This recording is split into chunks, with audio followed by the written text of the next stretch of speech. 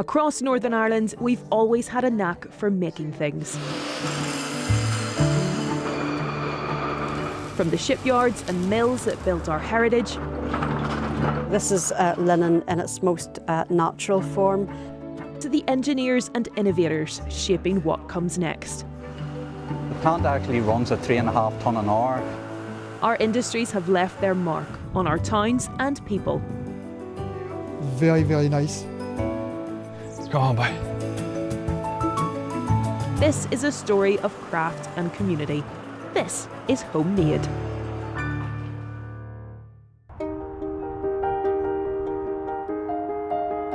Coming up on this episode of Homemade, we're exploring the rich history of shipbuilding in Belfast. The Belfast yard started in 1861 and it's built 1,742 ships.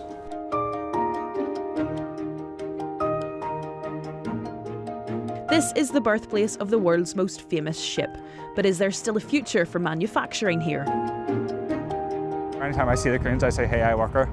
It's something I'm very proud of to be in.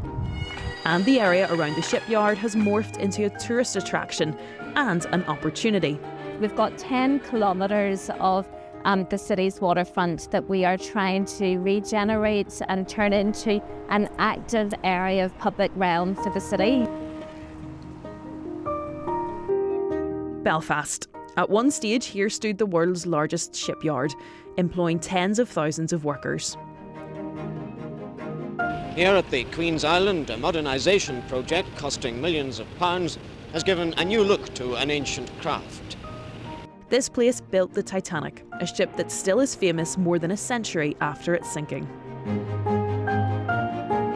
It's immortalised everywhere you look in this part of the world, from hotels to museums. But the Harland and Wolff yard isn't at the peak of its powers. Before we look at the future, we're meeting a former worker at this yard. In the slipways from which the Titanic left Belfast, Ian looks back at his time served here. Well, I started in the shipyard on 28th of November 1956. Served my time in the tool room and the engine works. Went through the 5-year apprenticeship there. Then I moved into the heavy machine shop. Worked various machines, and what really happened, the machine that was on, nearly new machine, broke down. Couldn't get it repaired in time, and I became spare man.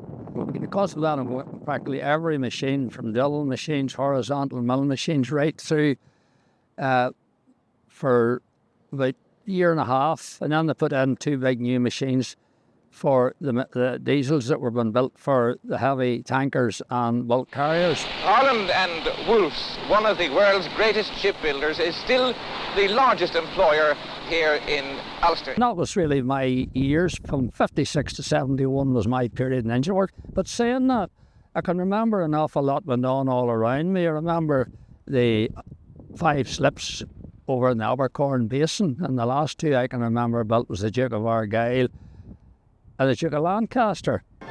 In these yards have been built some of the most famous ships on record, including the ultra-modern Canberra. The bigger the ship, the more surely Belfast builds it. Do you take pride in the time that you spent there? To say Yeah, that sure, you right. worked? Yeah. And well, I'm very lucky that I've remembered so much of it, just like yesterday. Would it give you kind of a sense of pride to see ships coming out of Belfast I again? hope they can do. That engine works was one of the best in the world, and that dock was one of the biggest docks in the world.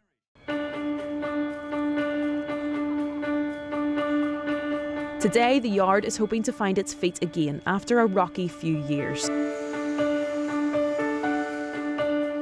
Harland and Wolff has been here before. For the second time in 5 years, its holding company is in administration. Choppy waters for Belfast's iconic shipyard. The government's position is clear, saying the market is best placed to resolve the commercial matters faced by Harland and Wolff. The tens of thousands of workers who used to stream through the gates every morning are mostly gone. The workers here now speak of a lost generation, but a hope that the heritage and history can be restored. If you believe what they say about a pot of gold at the end of the rainbow, then Harland and Wolff has hit the jackpot. In recent years, the East Belfast shipyard, best known for the Titanic, has been faced with crisis after crisis. But now it's been saved by a Spanish state-owned shipbuilder, Navantia. There hasn't been a ship built in this yard for over 20 years. Well, today we've come along to find out why and how the new owners hope that's going to change.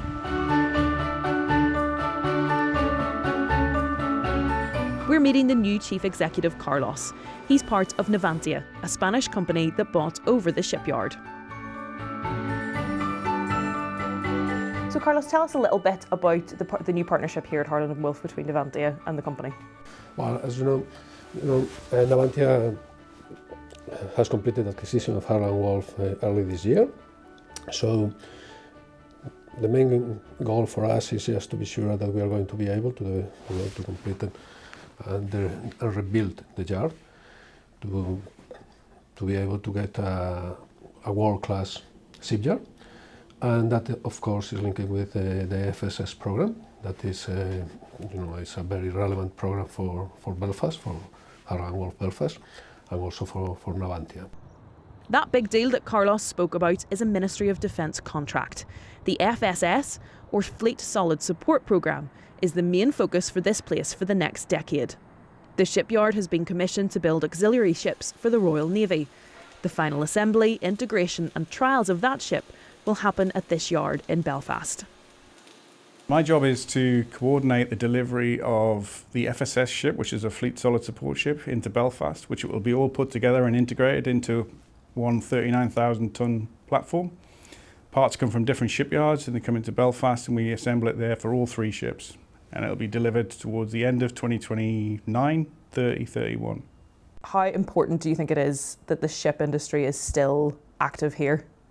Well, Harland & Wolff isn't actually a shipbuilding yard at the minute. It hasn't built a ship since 2003. So one of the challenges of Navantia is to bring that shipbuilding expertise back into the generational gap that it's left.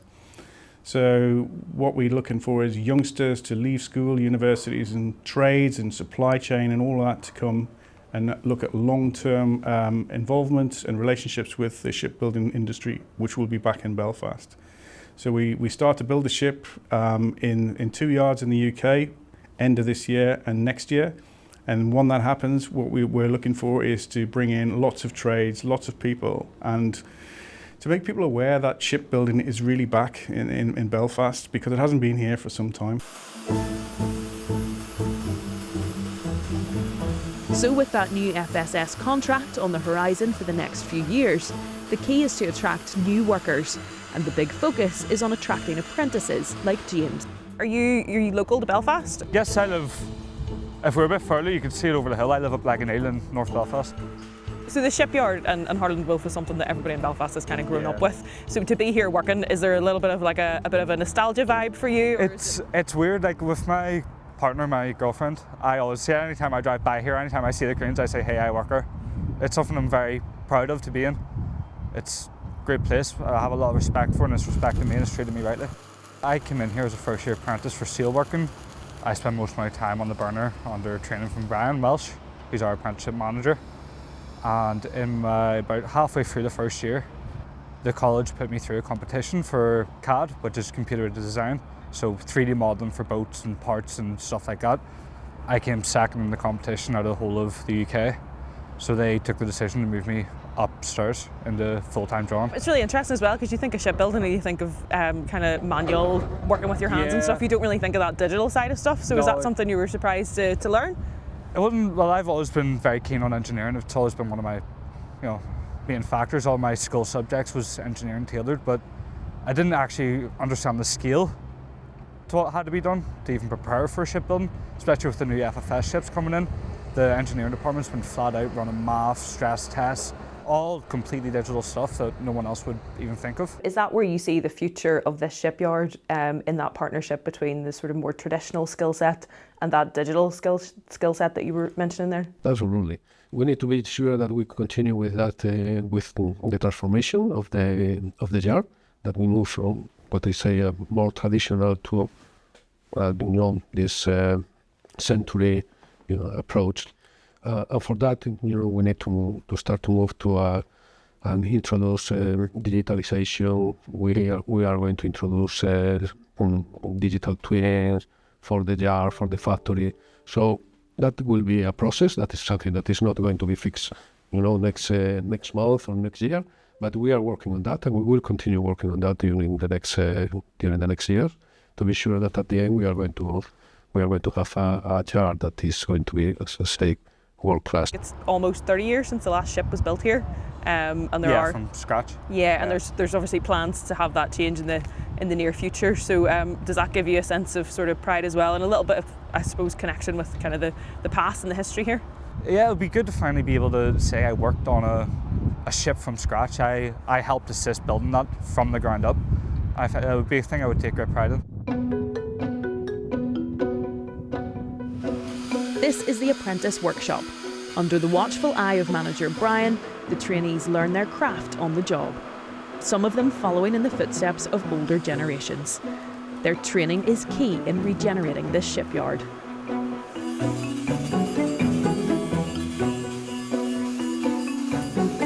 You mentioned earlier about trying to make sure people here know that shipbuilding is back and get young people back into the industry. How has that been going, and how have you guys been handling? So the biggest influx and the best ones we've had are apprentices, which are basically the future.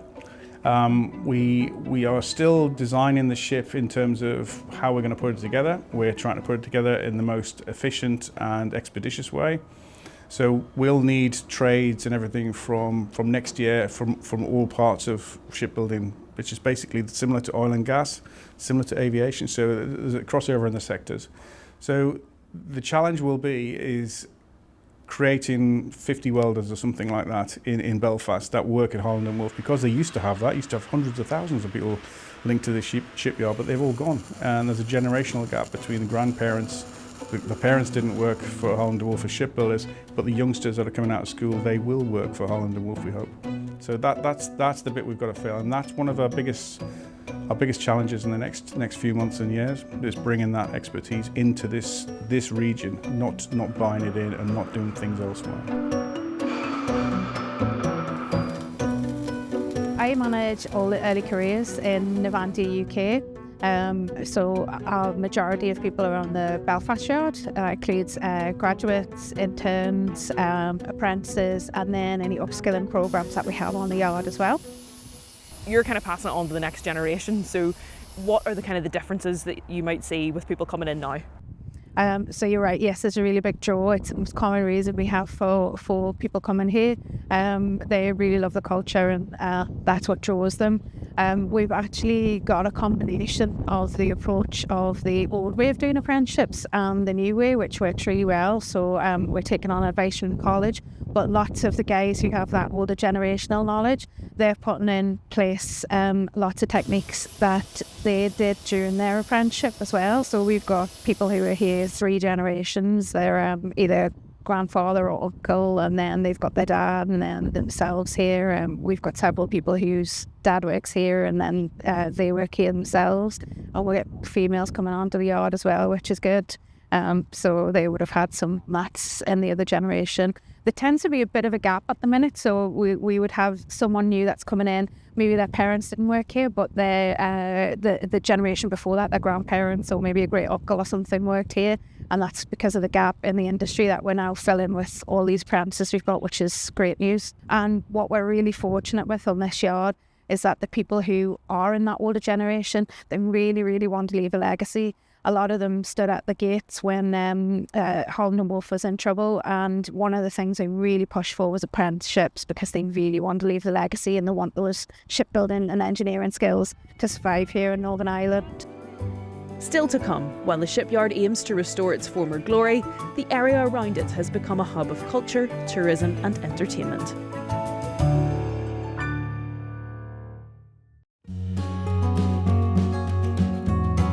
On Homemade, we're exploring the area and industry around the docks in Belfast.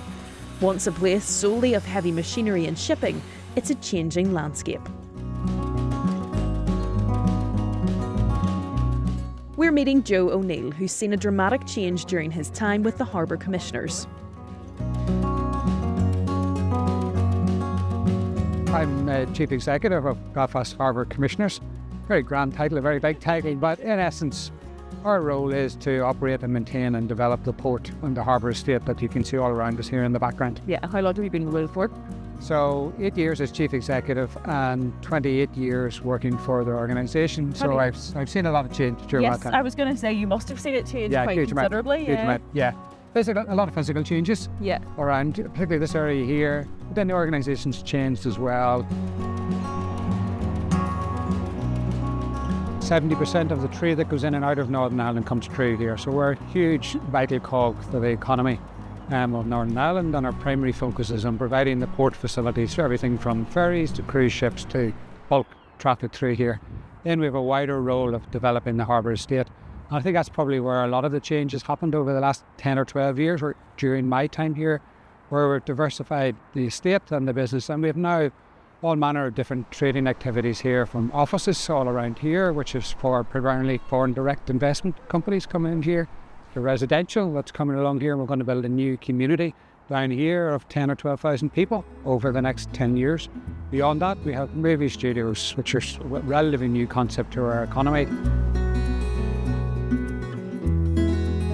When people think of shipbuilding, of course, they think of Harland and Wolff, and it's so intrinsically linked to our heritage here. Is that something that you're very aware of? And I suppose from that tourism aspect as well, it's something that you really want to capitalise on? Yeah, very much so, and support Harland and Wolff as it regenerates itself again and back into shipbuilding. I think the area is this very, very spot that we are standing was where shipbuilding started in Belfast 225 years ago. It was here where the Scottish shipbuilders formed their first yards.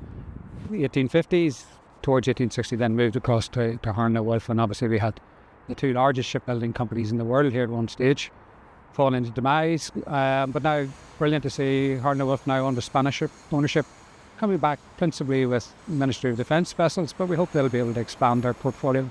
And you must take a great deal of pride as well in seeing how this section of the city has really come to life, particularly in recent years, because I remember particularly when I was younger, we were in the town, it was always kind of, you would never be down this sort of way, but it's so busy all the time now. Yeah, this area here would have been an operational area of the port when I started 28 years ago, and I like to use the term internally that physically and emotionally we've taken the fences down. There would have been fences around this area here so people couldn't get in because it was a working heavy engineering operational port. Those fences are long since down. We're a seamless connection right into the city and into the infrastructure around the city. And emotionally as well, as an organisation, we want to play our role in helping Northern Ireland prosper and develop and advance regional prosperity is the very title of our new 5-year strategy. So we as an organisation are responding differently to Northern Ireland's ambitions and hopes. A number of initiatives have been set up to attract visitors and preserve the history of the area around the docks. Events like the Belfast Maritime Festival aim to make this a place of culture and community. Really, our objectives are about preserving and promoting Belfast maritime heritage. So that's what we do. Titanic Belfast is commercially operated. It's been a huge success. We've had over 9 million visitors through the doors since it opened in 2012. And with the income that we get from Titanic Belfast, we've been investing that into various different projects along what we call the Maritime Mile, along Belfast's iconic waterfront. All of our key heritage assets, we've been restoring them and opening them up to the public and really creating places where people can explore and immerse themselves into Belfast maritime heritage. What sort of plans do the Maritime Trust have? So we've got really exciting plans for the future. We will keep on regenerating, but also preserving and restoring the city's maritime heritage. So we have over 70 sort of sites of heritage interest, and slowly and surely we are really unlocking those and creating little bursts of interest for the people to come down and explore. We've got 10 kilometres of the city's waterfront that we are trying to regenerate and turn into an active area of public realm for the city. So we've got a 10-year vision, which also includes access onto the water. So we've been to places like Copenhagen where you can swim in their river. They've got saunas in their river. So that's also our aspiration, that the city's waterfront and the river as an asset actually becomes a recreational asset for the people of Belfast.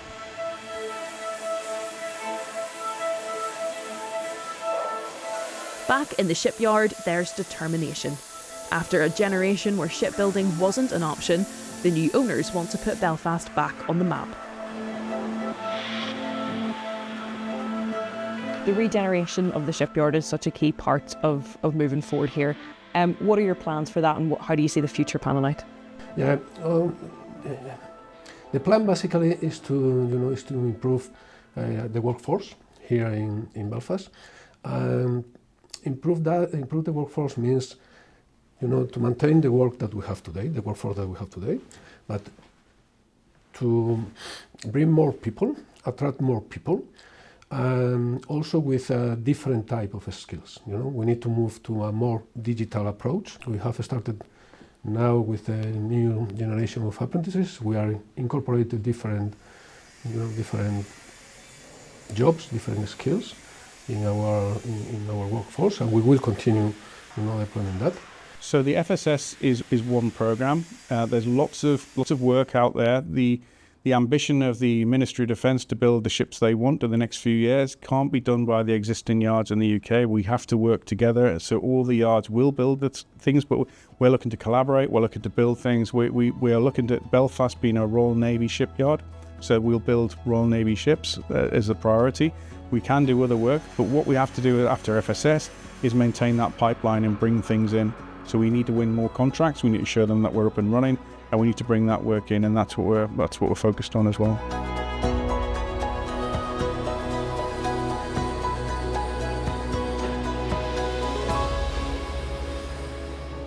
Next time on Homemade, we look at Northern Ireland's green economy. I feel at the moment the fashion industry is not contributing. If anything, it's the opposite. As the drive to reduce and reuse our waste continues, businesses are adapting.